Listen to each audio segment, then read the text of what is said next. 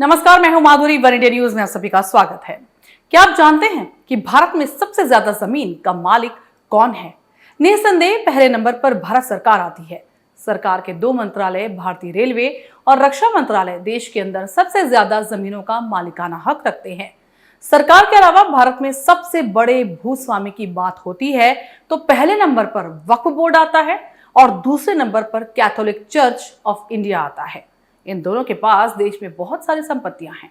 अगर कुल क्षेत्रफल की बात की जाए तो वक्फ बोर्ड के पास ज्यादा जमीन होने के आंकड़े मौजूद है।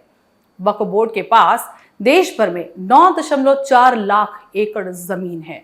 वहीं कैथोलिक चर्च ऑफ इंडिया के पास 2 से 3 लाख एकड़ जमीन है।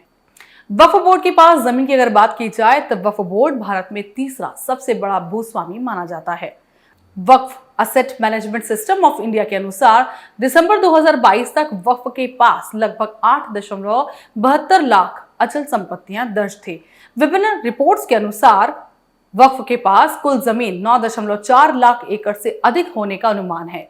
यह आंकड़ा समय के साथ बढ़ता रहा है क्योंकि 2009 में यह लगभग 4 लाख एकड़ था। वक्फ की संपत्तियों में मस्जिदें, मदरसे, कब्रिस्तान और अन्य धार्मिक और सामुदायिक उपयोग की जमीनें शामिल हैं। अगर बात ईसाई चर्च के पास जमीन की जाए तो ईसाई चर्च, खासकर Catholic church of India, Bharat में दूसरा बड़ा गैर सरकारी भूस्वामी माना जाता है। हालांकि इसके पास मौजूद जमीन का सटीक आधिकारिक आंकड़ा सार्वजनिक रूप से कम ही उपलब्ध है। कुछ अनुमानों के आधार पर यह कहा जा सकता है कि कैथोलिक चर्च के पास देश भर में 14,429 स्कूल कॉलेज, 1,086 ट्रेनिंग इंस्टीट्यूट, 1,826 अस्पताल और डिस्पेंसरी संचालित करने वाली संपत्तियां हैं।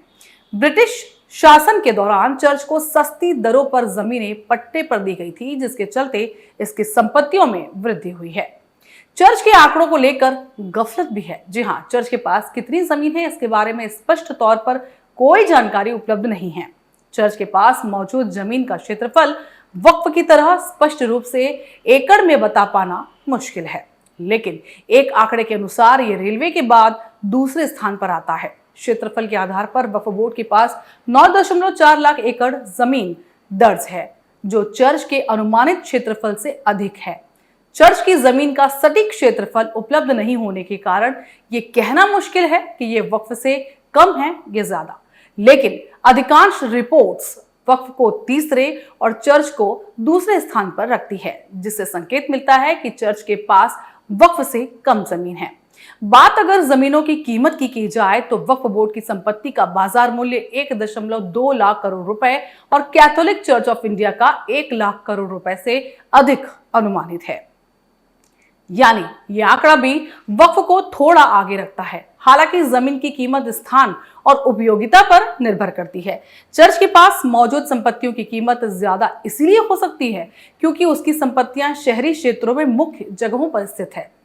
वक्फ के पास कहां से आई जमीनें, अगर इस पर नजर डालें तो वक्फ इस्लामिक कानून शरीयत से लिया गया एक सिद्धांत है, जिसमें कोई भी व्यक्ति अपनी संपत्ति को धर्मार्थ, सामुदायिक या धार्मिक उद्देश्यों के लिए हमेशा के लिए दान कर देता है। ये संपत्ति फिर व्यक्तिगत स्वामित्व से बाहर होकर अल्लाह की संपत्ति मानी जाती है। मुस्लिम शासकों के आगमन के साथ खासकर सल्तनत और मुगल काल में वक्फ की प्रथा भारत में शुरू हुई। सुल्तानों, बादशाहों, नवाबों ने मस्जिदों, मदरसों, दरगाहों और कब्रिस्तानों के लिए जमीनें दान की। उदाहरण के लिए मुगल सम्राटों ने दिल्ली, आगरा और लखनऊ जैसे बड़े बड़े शहरों में बड़ी मात्रा में जमीन वक्फ को दी। मुगल शासकों ने अपने शासनकाल में वक्फ को बढ़ावा दिया। बादशाहों और उनके दरबारियों ने अपनी संपत्ति का एक हिस्सा वक्फ के रूप में दान किया ताकि उनकी धार्मिक प्रतिबद्धता दिखे और जनता के लिए सुविधाएं उपलब्ध हो। कई बड़े जागीरदारों और सूबेदारों ने भी अपनी जमीनें वक्फ को दी, जिससे संपत्तियों का दायरा बढ़ता गया। मिसाल के तौर पर हैदराबाद के निजाम और अवध के नवाबों ने भारी मात्रा में जमीनें वक्फ को सौंपी। ब्रिटिश काल में मिली वैधानिक मान्यता। जी हाँ, अंग्रेजों ने वक्फ संपत्तियों को कानूनी रूप देने के लिए 1913 में एक वक्फ एक्ट पारित किया। इससे वक्फ की संपत्तियों का प्रबंधन और संरक्षण आसान हुआ और साथ ही उनकी संख्या भी बढ़ी, क्योंकि लोग औपचारिक रूप से जमीनें दान करने लगे। ब्रिटिश शासन में कई स्थानीय जमींदारों और प्रभावशाली मुस्लिम परिवारों ने अपनी जमीनें वक्फ को दान कर दी ताकि उनकी संपत्ति पर टैक्स कम लगे या तो उसे जब्त होने से बचाया जा सके। बात अगर कानून की जाए तो आजादी के बाद भारत सरकार ने वक्फ संपत्तियों को व्यवस्थित करने के लिए नए कानून बनाए। पहला वक्फ एक्ट 1954 में बनाया गया। इसके बाद 1995 में आए वक्फ एक्ट ने वक्फ बोर्ड को व्यापक अधिकार दे दिए, जिससे वो अपनी संपत्तियों को पुनः प्राप्त कर सके और अतिक्रमण हटाया जा सके। इस कानून के तहत वक्फ बोर्ड ने अपनी जमीनों पर दावा किया जो ऐतिहासिक रूप से वक्फ को दी गई थी, लेकिन समय के साथ अतिक्रमण का शिकार हो गई थी। कई जगहों पर पुरानी मस्जिदों या कब्रिस्तानों के पास की जमीन को वापस लिया गया। कुछ राज्यों में वक्फ बोर्ड को सरकारी जमीनें भी दी गई, जिससे उनकी संपत्तियों में बेतहाशा इजाफा हुआ।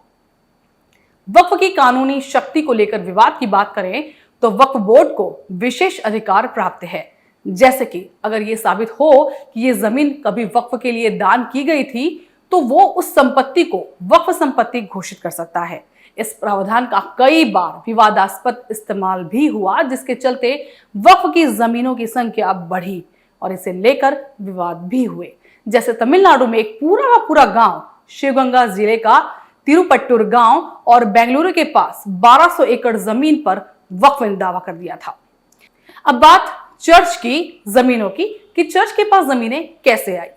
चर्च के पास जमीनें मुख्य रूप से औपनिवेशिक काल में ब्रिटिश सरकार के पट्टों, मिशनरी गतिविधियों, स्थानीय दान और स्वतंत्रता के बाद कानूनी संरक्षण के जरिए आई। भारत में कैथोलिक चर्च के पास बड़ी मात्रा में जमीन होना ऐतिहासिक, औपनिवेशिक और सामाजिक कारकों का परिणाम है। भारत में ईसाई धर्म का प्रचार पुर्तगालियों के साथ शुरू हुआ, जब वास्को डी गामा 1498 में केरल पहुंचे। पुर्तगाली शासकों ने गोवा, दमन और दीव जैसे क्षेत्रों में चर्च की स्थापना के लिए जमीनें दी। गोवा में आज भी कई पुराने चर्च और मठ इस दौर की देन हैं। शुरुआती मिशनरियों ने स्थानीय राजाओं और जमींदारों से जमीनें प्राप्त की ताकि चर्च, स्कूल और अस्पताल बनवाए जा सके। 18वीं और 19वीं सदी में ब्रिटिश शासन ने ईसाई मिशनरियों को बढ़ावा दिया ताकि शिक्षा और स्वास्थ्य सेवाओं के जरिए भारतीय समाज को आधुनिक बनाया जा सके। इसके लिए सरकार ने मिशनरियों को सस्ते दामों पर जमीनें पट्टे पर दी। जिन भारतीयों ने ईसाई धर्म अपनाया, उन्होंने अपनी जमीनें चर्च को दान कर दी। खासकर दक्षिण भारत, खासकर केरल और तमिलनाडु की बात कर रहे हैं, और पूर्वोत्तर राज्यों में यह आम था। इस तरह चर्च और वक्फ की जमीनों में इजाफा हुआ, बेतहाशा इजाफा हुआ, और आज देश में सबसे ज्यादा संपत्ति का मालिकाना हक रखने वाले गैर सरकारी संगठन बन चुके ये दोनों। खबरों का सिलसिला जारी है, बने रहिए वन इंडिया न्यूज के साथ।